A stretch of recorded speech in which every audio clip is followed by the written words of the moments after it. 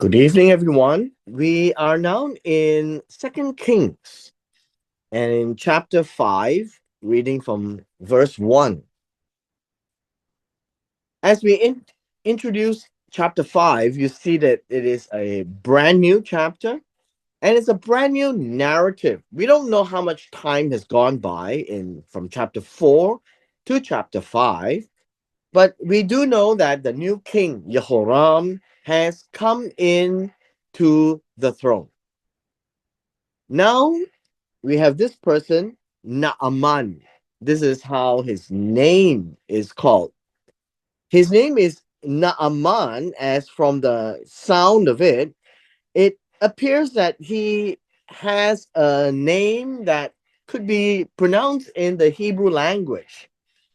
And so his name being Naaman, he is the commander or the chief of the army of the king of Aram. You know that Aram is Syria.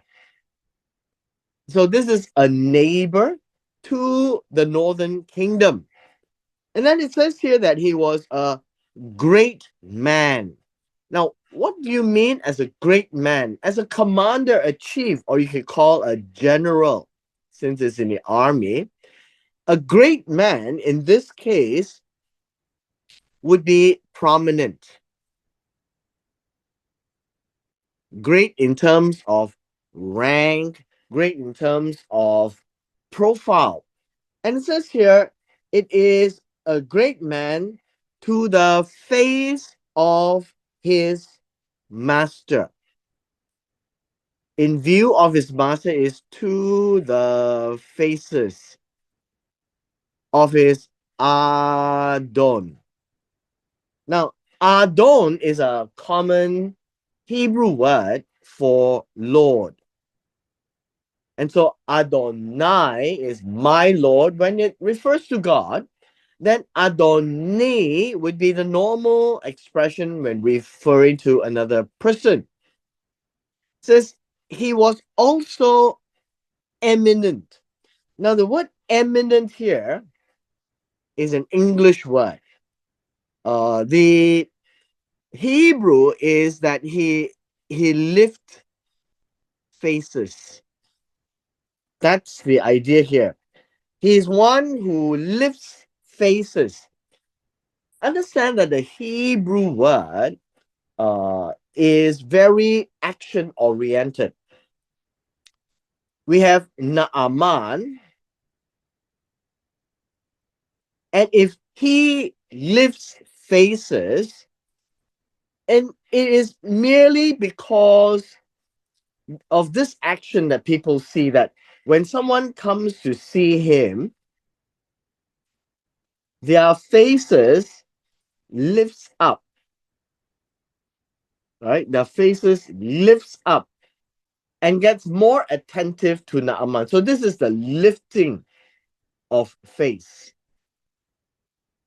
So basically, with that kind of an action, you find that this word eminent uh, is more appropriate to say that he's very prominent.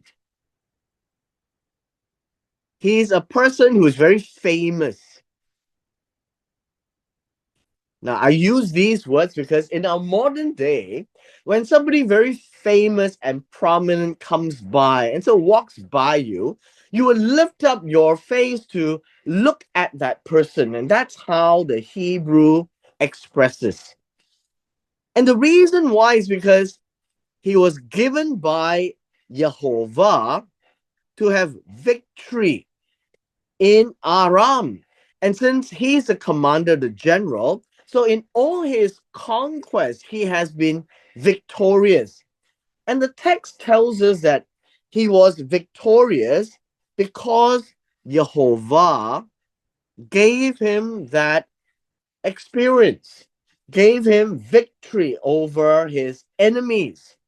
And in that sense, he was a commander of Aram. So God gave victory to Aram through Naaman. We are also told that the man was also a valiant warrior. the idea of valiant warrior. He is a hero. He's a mighty warrior. I think you can say that. He is mighty. He is a hero. He is a brave man. He is a strong man. The unfortunate thing is that he was afflicted with leprosy. Now, this word leprosy is Mazora. Now, that is something that we have to talk about. It is Mazora. And this is really a skin disease. It is not really leprosy, if you want to call it that way.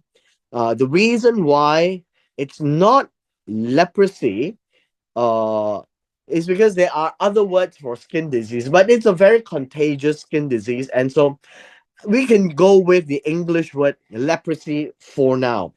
So we use the word Masora, or we can use uh, the word leprosy in English. But understand this is not just merely a skin disease, it is a very contagious type of skin disease. Now, leprosy can be contagious if somebody touches the person, but it is not airborne or anything like that. And so certain precautions can take place. Now, I draw your attention to Leviticus chapters 13 to 15 as to the Torah regarding skin diseases.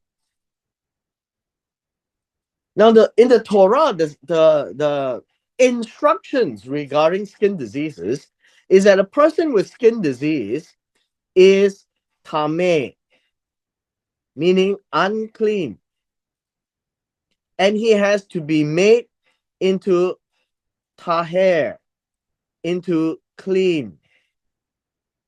Now, from a Torah perspective, these are the instructions for anyone who contracts some of these skin diseases because the person is classified as ritually unclean, not just having a skin disease, but whatever he touches can cause other people and other material to be unclean. And so it would be unfit to bring an offering to the tabernacle or to the temple to give to God. So now we are dealing with that kind of a situation. I know that we have been having such a story being told from a non Jewish or non Hebrew perspective. So today we will tackle this chapter from a Hebrew perspective. And how does it affect Elisha, the king, and Naaman, who is from Aram? Remember, Naaman is a Syrian, not Assyrian, but Syrian, a Syrian general. And so Leviticus chapters 13 to 15 does not apply because he is not an Israelite. Now, obviously, when there is such a thing called a skin disease, every culture, every nation will have their own way of treatment. And we read in chapter 5 that the treatment in Syria is not working.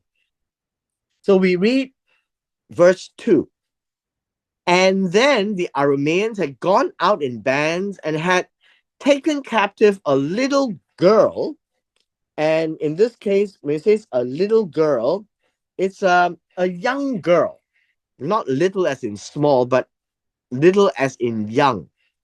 A young Israelite. So she is from the land of Israel, and she waited on Naaman's wife. Now we need to understand that this word waited, it is not the word serve. She is seen to the face. of faces of Naaman's wife. Now, obviously, this is an expression. She would be waiting, she would be serving, she would be doing things to attend to Naaman's wife. So the idea of waited, not that it is wrong, it is incomplete. It is a definition of one role, but the imagery that is conveyed from this expression, seen to the faces, means that she's always there at the beck and call of Naaman's wife, and to serve her, to wait on her, to do things for her, and to take care of her. Now, all of these are good words to use, but it's not one, but it's all. Verse 3. And then this Israelite girl says to Naaman's wife, it says, if only my master, and my master would be Naaman, comes to the face of the prophet who is in Samaria. Now, this is another Hebrew word we need to talk about. This idea is were to the faces of. It's not just with the prophet, but to the faces of, meaning appear before the prophet who is in Samaria.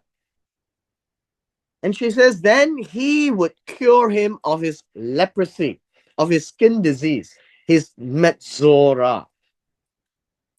Understand this, that this is an Israelite girl, and an Israelite girl will know of the Israelite man of God, the prophet.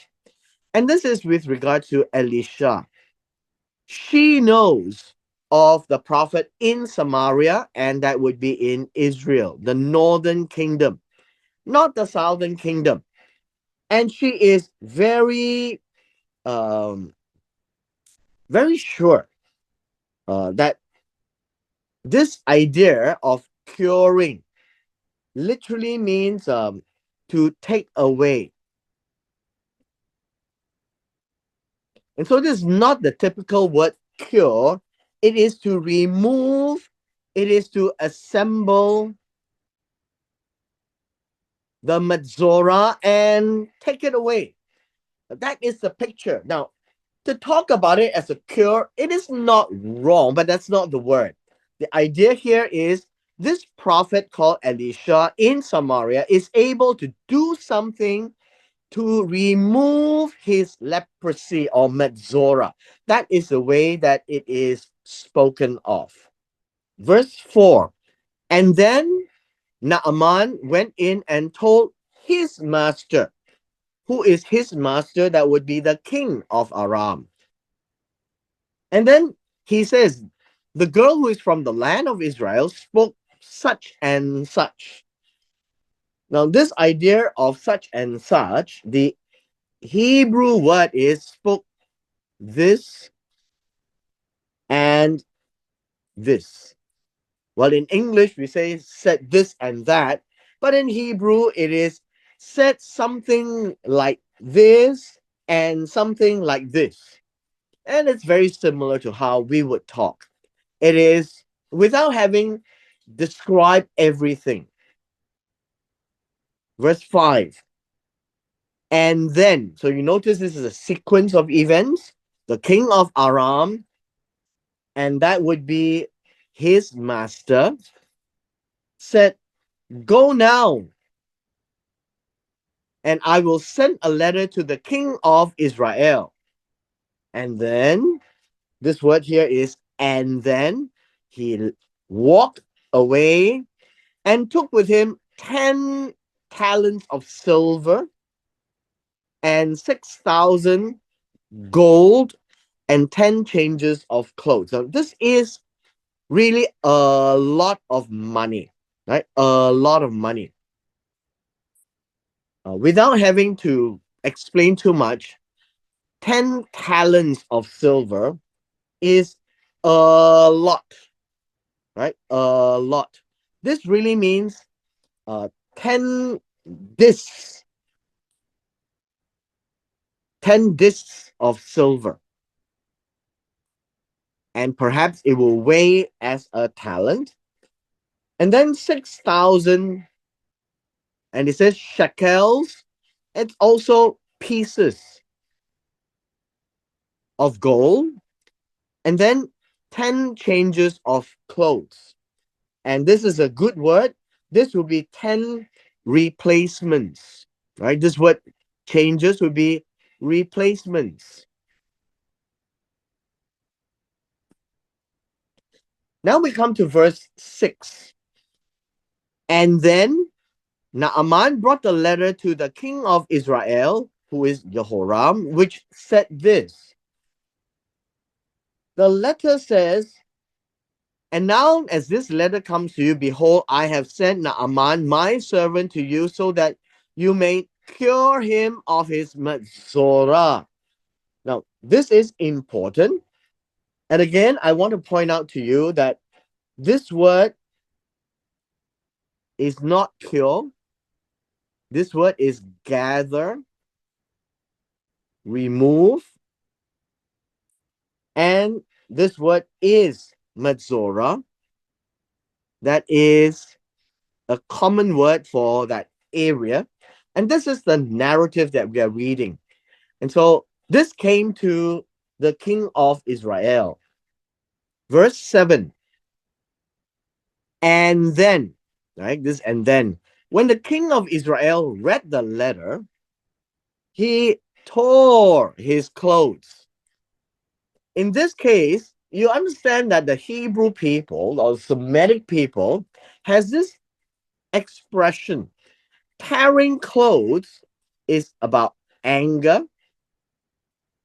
It's about disappointment. It is also about grief when somebody dies. But in this case, he is expressing frustration. He says, am I God? In this case, the word here is Elohim. Am I Elohim? So he remembers that there is Elohim. And it says here, am I Elohim to kill and to keep alive? Now, this is another problematic expression. Am I Elohim? And this case here is to be able to put to death and to bring alive. That is the expression. Unfortunately, the Hebrew doesn't is not translated very well, but I guess we get the idea that this man is sending word to me to cure a man of his leprosy. Remember, this word here is not cure. This word here is gather or remove, right? Gather or remove of his Metzorah. Now, why? First of all, understand now, look at what he has to say. But consider now, see how he is seeking a quarrel against me. The king of Israel thinks very narrowly. He never thinks of the prophet in Israel. He never thinks of God in Israel. And so herein we can see that the king of Israel has no relationship with the prophet. That would be how we can explain this. He thinks that he is the one to do this. But in the mind of the king of Aram, this is a protocol, right? It's a king to a king. The king of Aram doesn't tell the king of Israel what to do. It should be naturally understood that the king of Israel should know what to do because, after all, the prophet of God, the man of God, is in his nation. But unfortunately, based on verse 7, we can see that the king of Israel has no inkling about the prophet of God. Verse 8. And then it so happened when Elisha, the man of God, heard that the king of Israel had torn his clothes, and that's very bad. In fact, a king tearing his clothes without a good reason of a grief, of a death, of mourning, is really unbecoming of a king. He is removing his regal robes for an emotion. And so he sent word to the king and says this. He rebukes the king. Why did you tear your clothes? Why? Don't you know that there is a prophet of God in Israel where you are ruling? Just have him come to me, and he shall learn that there is a prophet in Israel.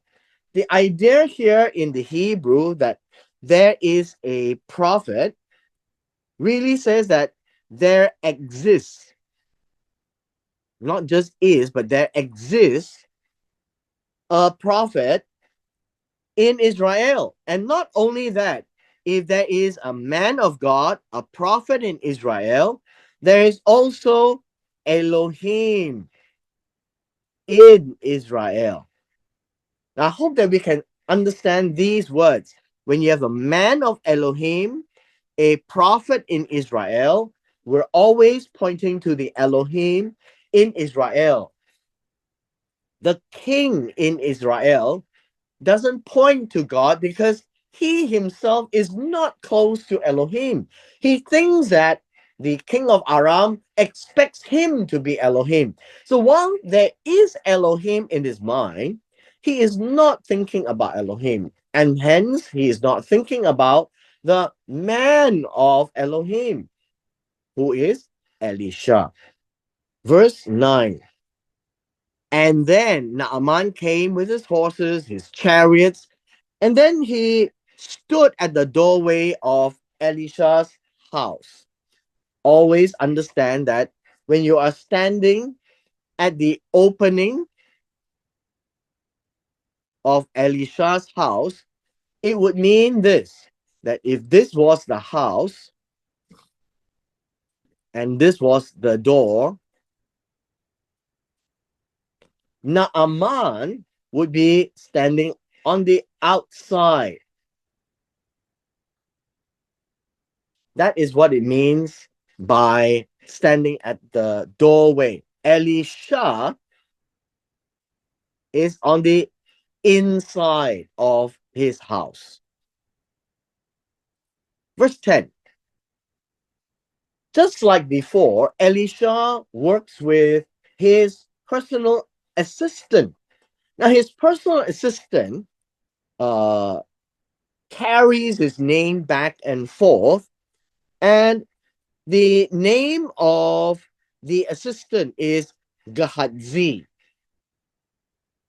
And so Elisha dispatched a messenger, a malak, from inside to the outside to Naaman, and he is the malak, a messenger,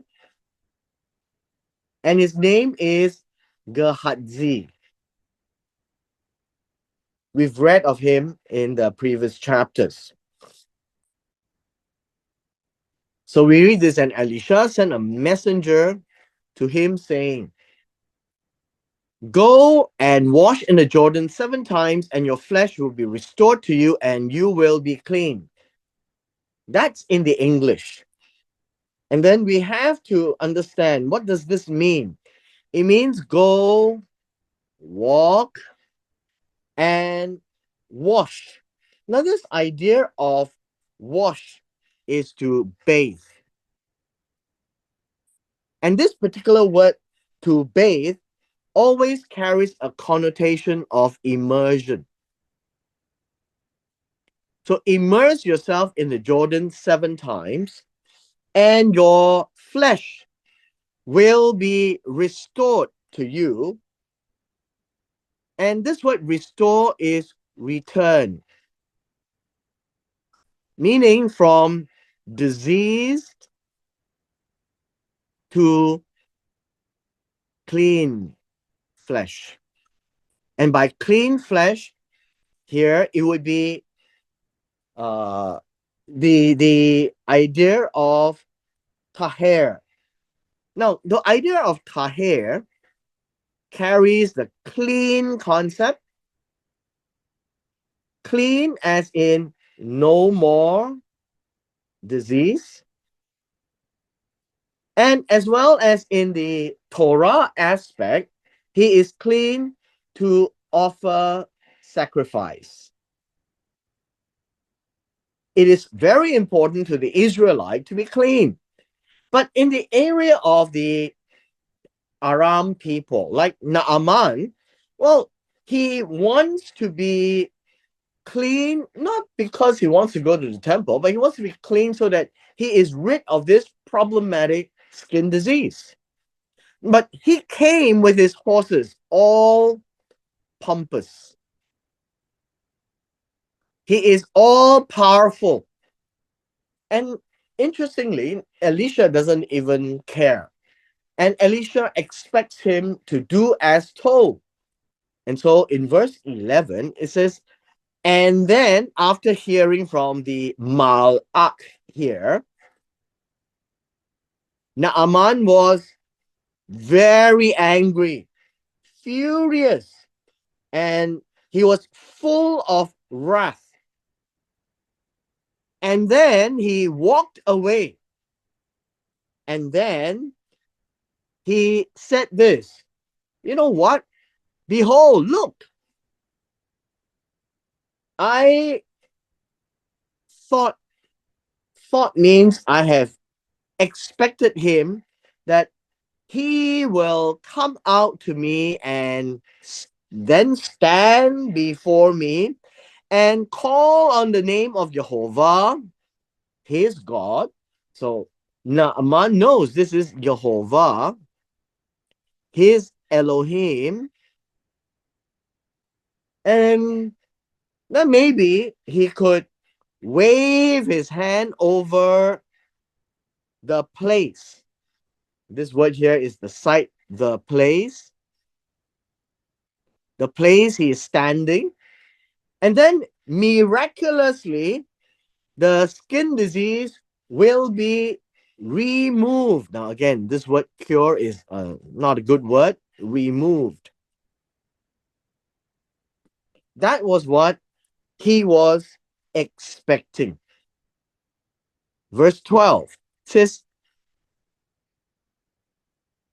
Are Amanah and Pharpar, the rivers of Damascus, not better than all the waters of Israel? Could I not bathe in them and be taher, clean? This was his thought.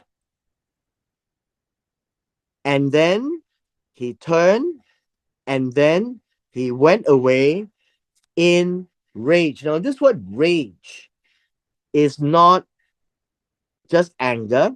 This word is cham.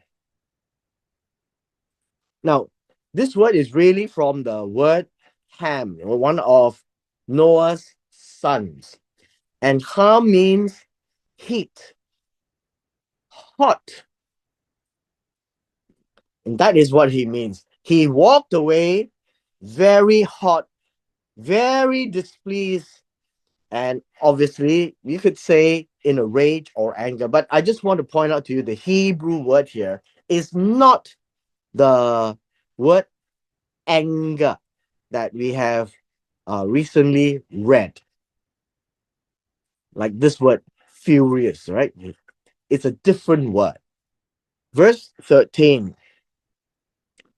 And then his servants came near and then discussed with him. And this is what they said. Now, this word spoke to him is a very intense word. It's not just speak, it is about discussing,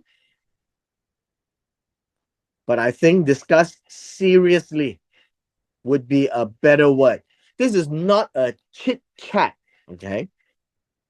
And so he says this, my father, and this is how they call uh, Naaman. It is a very affectionate word. Avi, my father, had the Navi told you to do some great thing. Now, this word, some great thing, literally means some difficult thing. Like climb the mountain and swim the sea. Would you not have done it? How much more then when he says to you, says wash. Now, this word is wash, bathe. Just take a bath, bathe, and then you will be tahir. It is a simple thing by the Prophet Elisha. Verse 14. And then he went down, and then, and this word is taval, dipped himself in the Jordan 7 times, in accordance to the word of the man of God, Elisha, and his flesh was restored like the flesh of a little child. And then, this is the and then here, after the restoration, he was taher. So this word here, dipped, is immerse. What does that mean? It means this: if we have water and we need to now understand the word immerse in this case is to have Naaman go all the way down in the water inside. And this is what it means by to dip, to immerse. And he does this 7 times in accordance to or according to uh, the word of the man of God. And then his flesh returned. This is the word return to the flesh of a little child, a little boy. And he probably looked very handsome. And then he was clean. Now remember this word clean, he is free of Metzorah. The Metzorah has been removed. If that's the case, removed. This was a miracle. Verse 15. And then he returned to the man of God with all his pompous company. And then again, he came and he stood to his face. Now, this is the word to his face. This word before him is to his face or to his faces. Now, in this case, you will find that Elisha came to see him. So we have Elisha, and then we have Naaman. Now, this is a conversation. And then he said, behold, now I know there is no Elohim in all the land except in Israel. So please accept a gift from your servant now. Few things we need to deal with. I, Naaman, know, experienced It is very important to understand Naaman knows, he has experience. He knew that there is no such power in the land of Aram, but in the land of Israel, it's a different thing altogether. That Elohim is in Israel, not anywhere else. And so, except a barakah. A barakah is like a blessing, and in this case, it's material, not just words. And the idea here is to tell Elisha that I am wealthy, I accept, but more importantly, this idea he knows tells us some very important aspect. Naaman is, I would say, a believer of Jehovah, of Elohim, if you want to put it this way, the Elohim of Elisha. He has seen that there is no such powers in any other land except here in Israel. He could see what happened in the river Jordan, although he was very displeased to go into Jordan, but he did. That would be his knowledge. And it's a very real knowledge, and he's very taken aback and humbled by that. Verse 16. And then he said, this would be Elisha. These are the words Elisha said. As surely as Jehovah lives, before whom I stand, and you need to understand that this is an oath. And before whom I stand means he does work for Jehovah.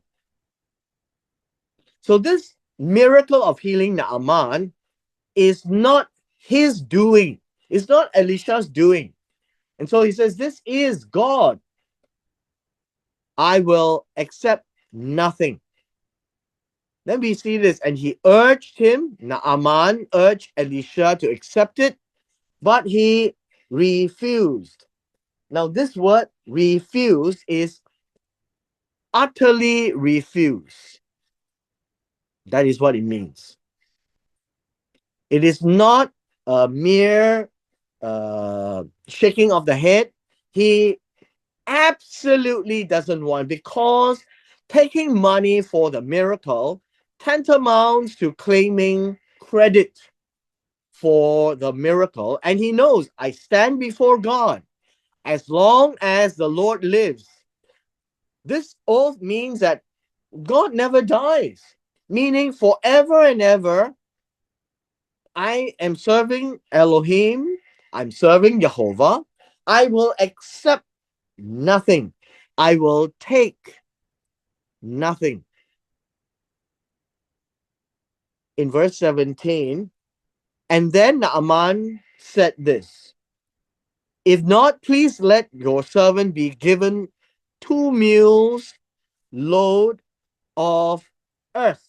Now this is Adama. Adama. Now the word Adama is the soil that God made man with. And he wants to take the Adama of Israel. Why? Because this is the land of Elohim. He experienced the miracle. And then he says, for your servant will no longer offer a burnt offering or a sacrifice to other gods, but only to Jehovah. So you find that the other religions and other pagan gods around, they do have burnt offerings, olah, where you offer sacrifices that's burnt, and you will never slaughter any animals to other gods. So he is denouncing idolatry. and he is embracing the God of Elisha, who is, and they have a word, Jehovah. So one of the weaknesses of our translation is that we don't know which Lord that Naaman is going to offer Olah and Zevach, and that would be Jehovah, not just Lord, but Jehovah. And of course, the Jews would address him as Hashem or Adonai, but never the Lord in English. We come to verse 18. And regarding this matter, may the Lord forgive your servant. And this would be Jehovah. When my master goes into the house of Rimmon to bow down there, this is to bow, to prostrate. And he leans on my hand. Now, the idea of he leans on my hand literally means he holds my hand in support. In support. And obviously, the king is much older. And then I also bow in the house of Rimmon. And this word bow down is the same word, prostrate.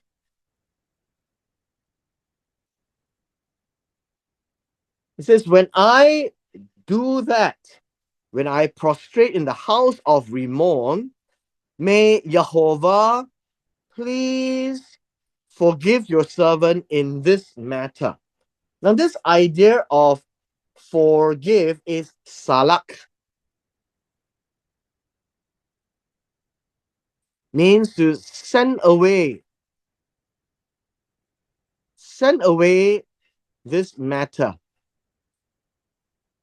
Do not take into consideration. Now, what does that mean? He knows that when he goes back to Syria or Aram, the king of Aram will continue his service, his bowing down to the house of Rimmon, which is an idol. And he would touch his hand, hold his hand, the hand of Naaman, and will make him do the same and bow down to the house of Rimmon. And he cannot offend the king. And he's saying this, please let God or let Jehovah, so it's not just the Lord, let Jehovah not take this into consideration. Now, this is a very bold move, such that he realizes that, yes, he has denounced idolatry. The only true God would be the God of Israel. But yet he can't get away from this practice because he will be in Syria and will be with the king of Aram. And, and he understands and he asks God to overlook this and don't take this into consideration. It is not his desire, but he is unable to help him. So understand that Naaman did not become one of the Israelites or Ger. Some people would say that he was, but he didn't. But he accepted the God of Elisha. He experienced the power of the God of Elisha, but he has to go back to Aram and he has to live his life, and he would try what he can to observe monotheism, denounce all idols, but there will be a time when he can't, especially when he's with the king. Verse 19. Elisha said to Naaman, don't worry, walk to Shalom. And then he went some distance from him. Now, this word some distance is a stretch. This word is a stretch. And some says that this stretch is approximately 2,000 cubits. So not very far. And we get a strange event. Verse 20.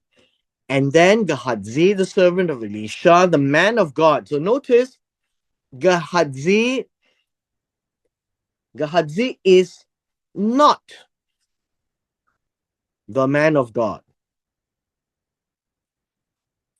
Elisha is the man of God. He's just a servant of the man of God. And he thought, hey, my master has spent Naaman the Aramean by not accepting from his hand what he brought, all the wealth, as the Lord lives.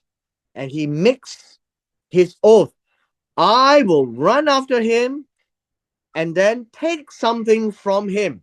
Now, understand that prophets are not rich people. Prophets generally are poor people, but they are very honorable that the people at large will have to take care of the prophet of God. Here, Gehazi took into his hand to look after himself. And so we read this. And then Gehazi chased after Naaman. When Naaman saw someone running behind him, he came down from the chariot to meet him and said, is everything okay?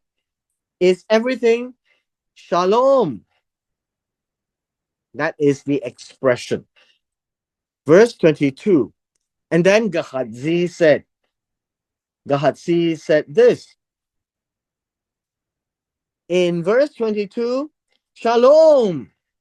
So everything is well. Basically, he said shalom as a reply. He says, Adoni, my master, has sent me. And herein begins the first lie. I want you to think this is like the 10th commandment. Do not covet. And this word covet is desire earnestly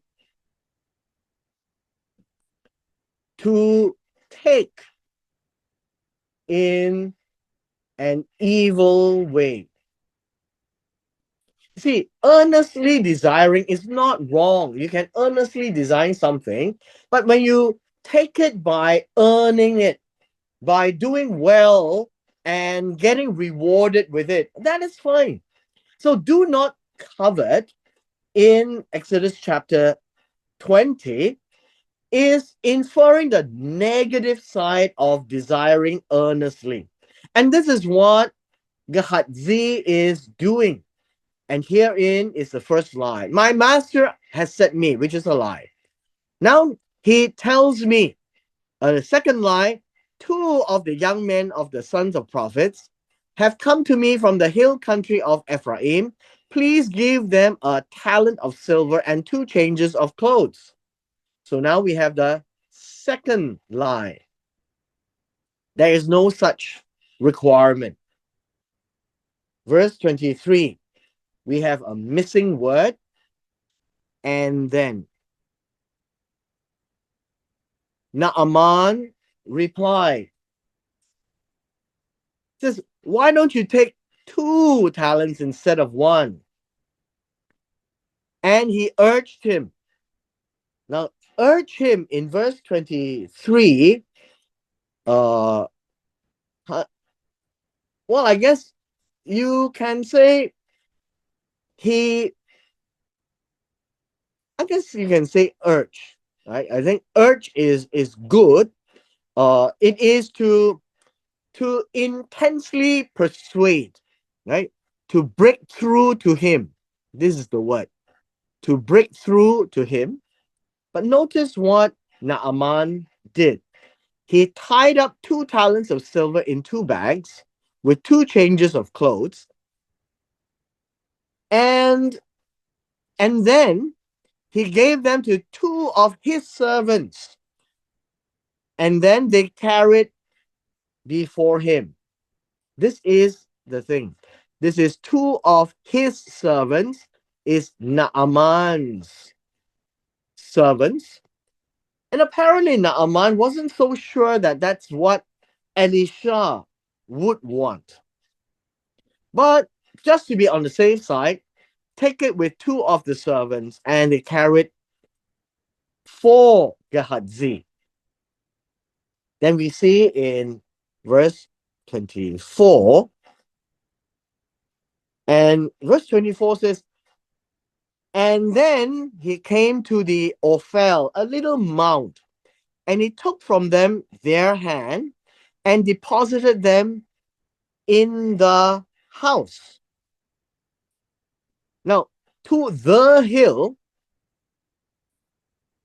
is not really the hill. This is an Ophel. It is understood that this Ophel is a ridge, but it didn't say what ridge. And so we can think of this as an unknown,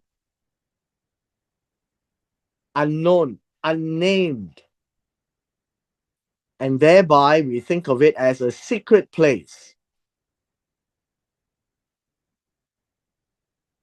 And Gehazi took from the two men, and then he sent the two men away, and then they left.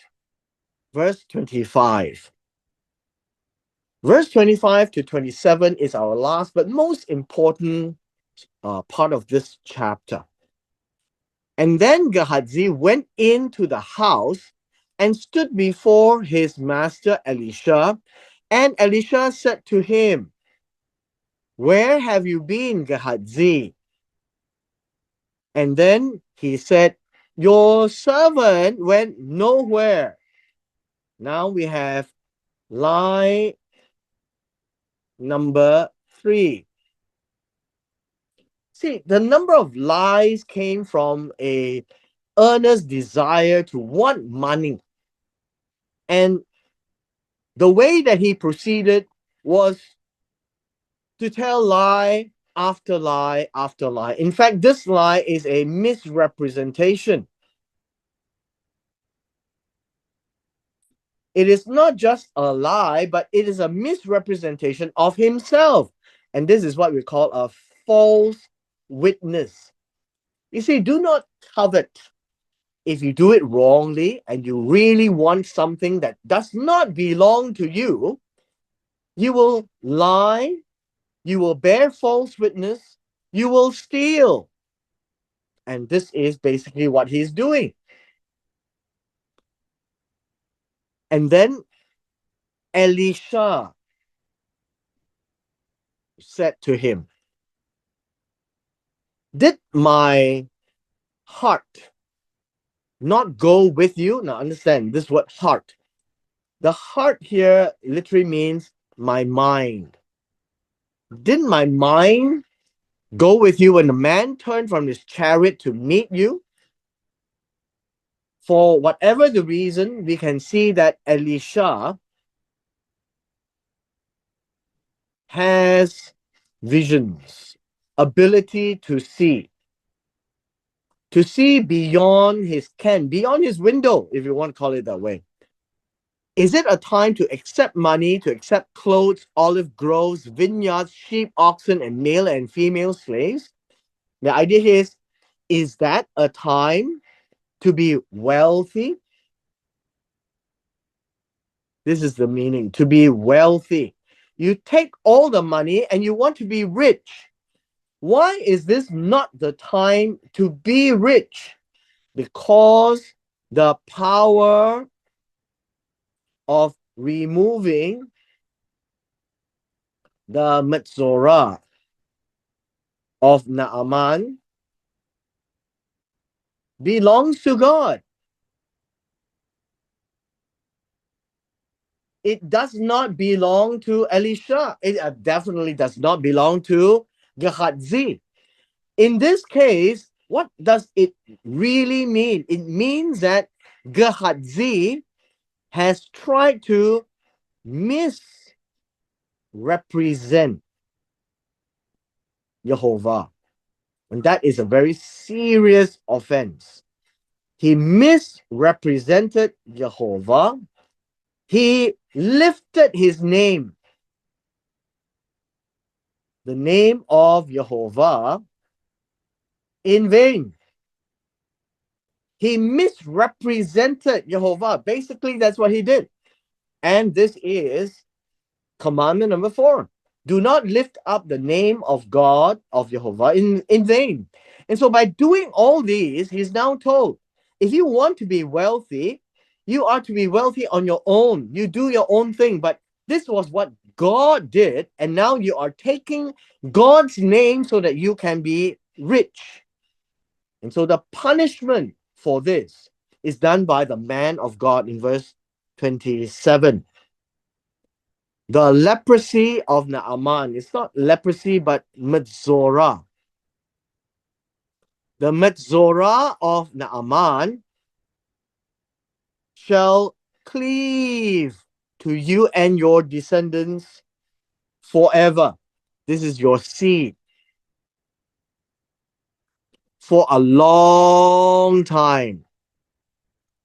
That his family shall become a family of Metzorah. Now, in Israel, when you have Metzorah, you will be isolated outside the camp. For Naaman, not an Israelite, he was mingling around his people. And so the conclusion is this. When you misrepresent God, he went out from his presence afflicted with leprosy like snow. The idea of snow here, shellac, is the idea of whiteness, right? This word as white, this is about whiteness. And that is Metzorah. And now, Gehazi cannot be with anybody in the camp. He has to be taken out because he is considered unclean until he is cleaned. Now, there were a number of people who were struck with leprosy. At the time of Isaiah, King Uriah was the same, right? And you will find that God does use this to teach, say, to the sister of Moses, Miriam. And so Metzorah is seen as, in the eyes of Israelites, a judgment. Particularly is when it is unnaturally inflicted, that it is caused by God, and it is done in a way where they now know that they are now isolated. God spared his life, but yet they are to be isolated, and they are no longer part of the common group, although they are still part of Israel. Now, this is the difference between understanding Metzorah from a non-Israelite and Metzorah from an Israelite standpoint. And with this, we've come to the end of our session today.